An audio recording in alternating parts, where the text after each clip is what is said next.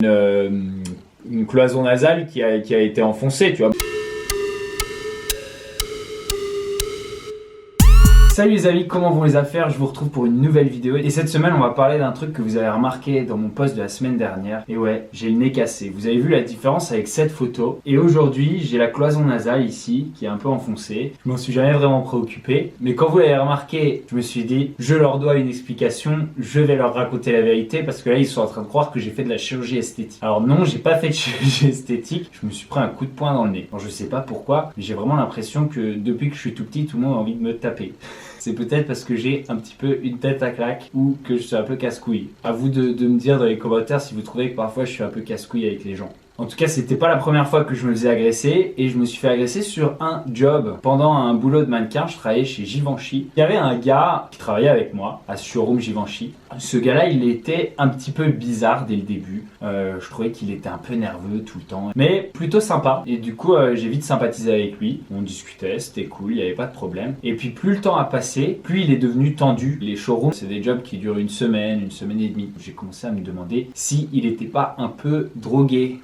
Oui, non, c'est vrai que...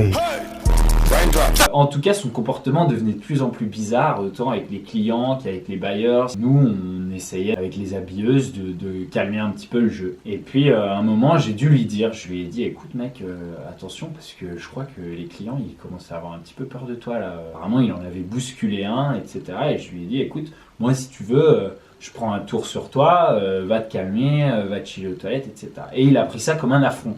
Peut-être dû aux drogues sous l'effet desquelles il était. En tout cas, il m'a attendu à mon retour dans le backstage et il s'est mis en travers du chemin comme ça. Il était beaucoup plus grand et beaucoup plus balèze que moi et il me laissait pas passer. Alors je l'ai contourné, je me suis mis contre le mur comme ça pour essayer de passer. Et puis tout d'un coup dans mon dos, je sens que je suis poussé. Je m'assois sur la chaise. Moi, à l'époque, j'avais l'habitude de ne pas me battre. Je me bats jamais. C'est un truc que je fais encore aujourd'hui. Je me défends pas. C'est-à-dire que je suis anti-violence, c'est un message que j'ai envie de faire passer et depuis toujours j'ai pris le réflexe de ne pas répondre à la violence par la violence. Donc je riposte pas, je m'assois dans la chaise et j'essaye de le calmer et vraiment à ce moment-là je lui dis mec calme-toi, t'inquiète pas, je vais rien dire, va pas perdre ton job. Il nous avait raconté un peu sa vie et le mec il avait pas l'air d'avoir une vie facile, il avait l'air de dormir à droite à gauche, de pas avoir vraiment d'appart, etc. Je lui dis si tu perds ça t'es vraiment dans la merde donc calme-toi. Et le mec il s'avance vers moi et mais un gros coup de poing dans la gueule. Bon, à ce moment-là, moi je me lève, je me bats. Ça s'est terminé, la police est arrivée, énorme bordel. Voilà, j'ai pas poussé le truc trop loin. J'avais un œil au beurre noir qui commençait et tout. Mais j'étais jeune, j'étais un peu naïf. Et puis Givenchy, qui avait bien intérêt à ce que je porte pas plainte, m'avait caressé dans le sens du poil et m'avait dit écoute, si t'as pas grand-chose et tout, reviens travailler cet après-midi. Nous on te promet, on va travailler avec toi pendant longtemps, etc. Ils savent bien comment faire, parce qu'ils savaient très bien que un mannequin avec un nez cassé qui porte plainte non pas contre la personne qui lui a cassé le nez mais contre son employeur pour l'avoir mis dans des conditions dangereuses, ils savaient très bien que ça pouvait leur coûter cher et ils ont été bien sympas avec moi, ils m'ont apporté des chocolats etc. l'après-midi.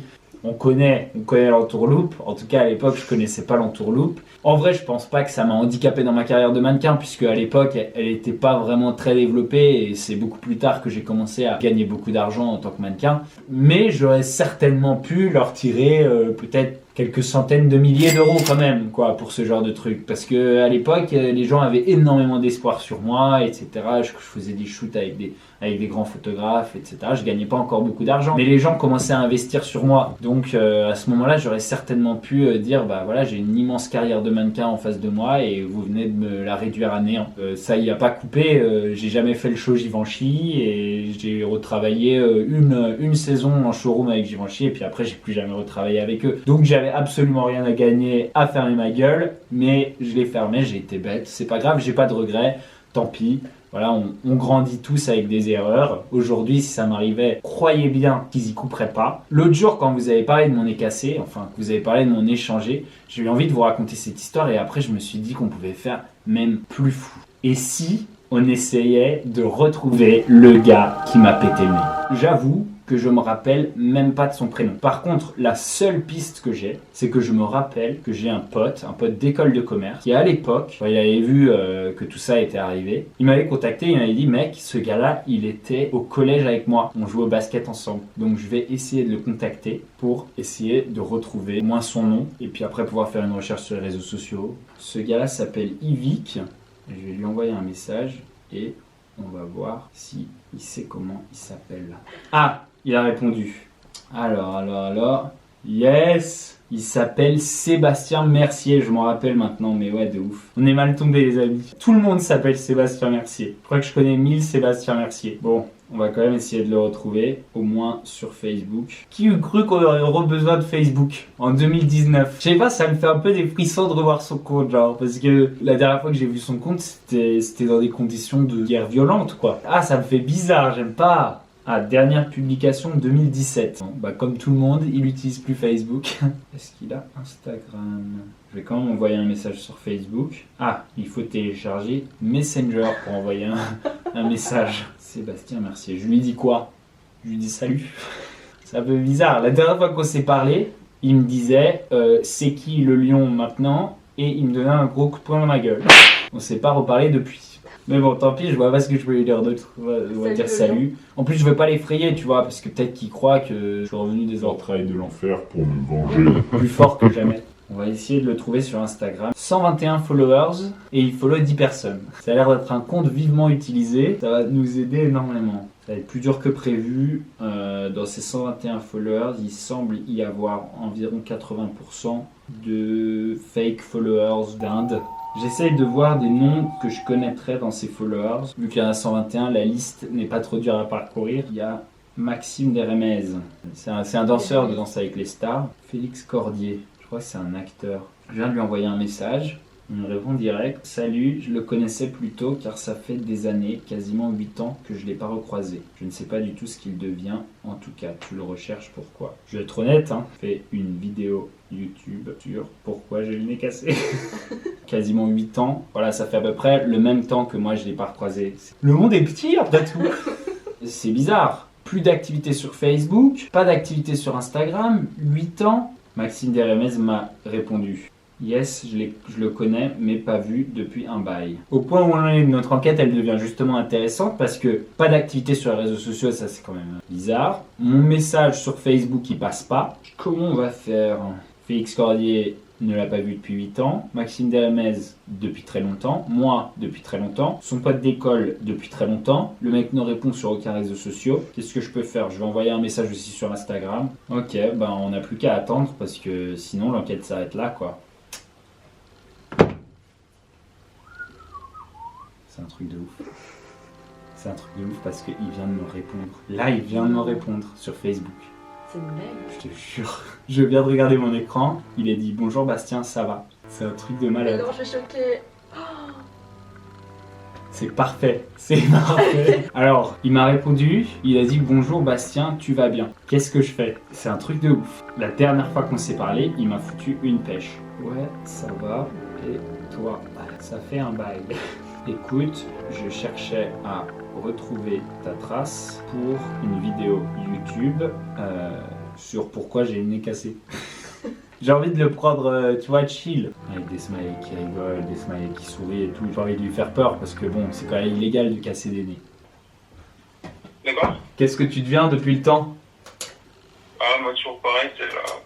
Je suis en village, je travaille un peu en freelance, mais je vais essayer un petit peu pour le cinéma aussi, tu vois, trouver un agent et tout, je vais voir. D'accord. Tu fais quoi? T'es toujours à Paris? Je capte. Déjà, par rapport à ce que tu m'as dit, juste pour revenir là, sur ton nez, parce que ton nez, il a été cassé en fait?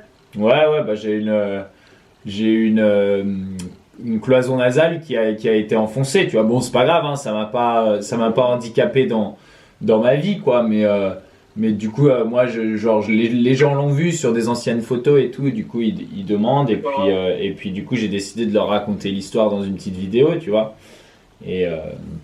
Mais ouais, j'ai une cloison nasale qui est un peu enfoncée d'un côté, mais rien de très grave. Ça t'a pas.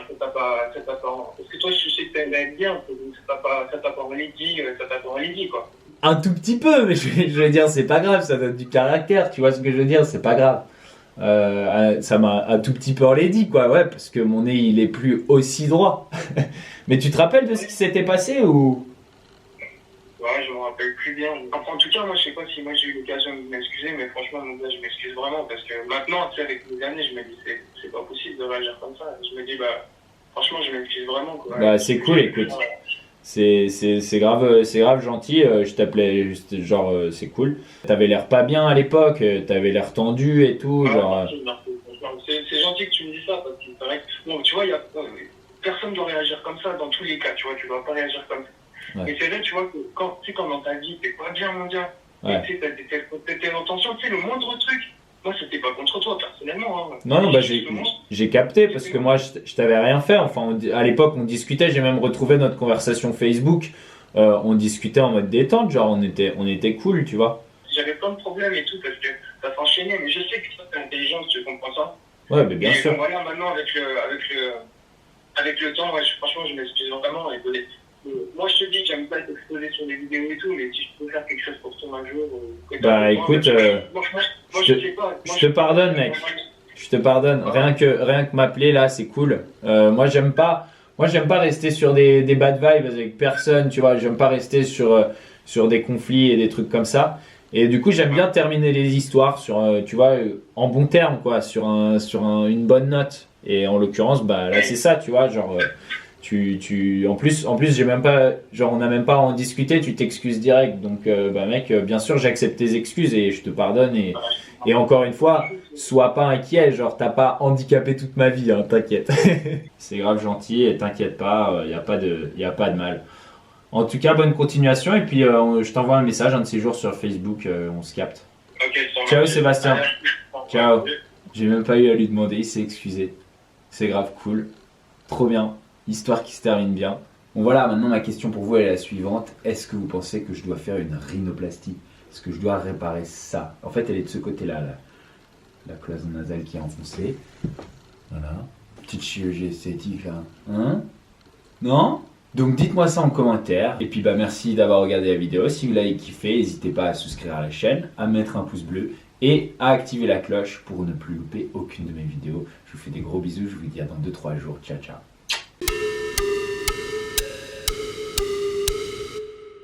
Petite chirurgie esthétique, hein? Non?